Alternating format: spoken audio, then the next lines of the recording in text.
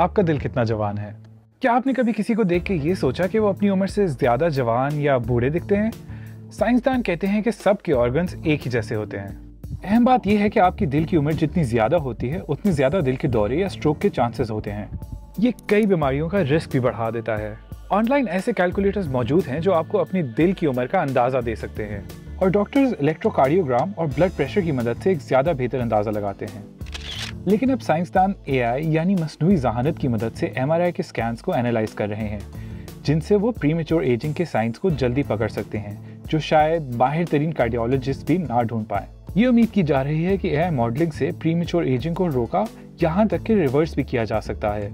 लेकिन क्या आप अब भी इस रिस्क को कम कर सकते हैं? साइंसदान अब तक ये नहीं जान पाए कि दिल की प्रीमेच्योर एजिंग का ताल्लुक लाइफस्टाइल से है या जेनेटिक्स से। वो जीन्स जिनका ताल्लुक मसल्स की इलास्टिसिटी से होता है हमारे दिल पर भी असर कर सकती हैं।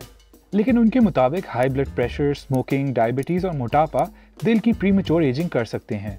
तो ये सब चीजें हैं जो आपको इन सब से बचा सकती हैं।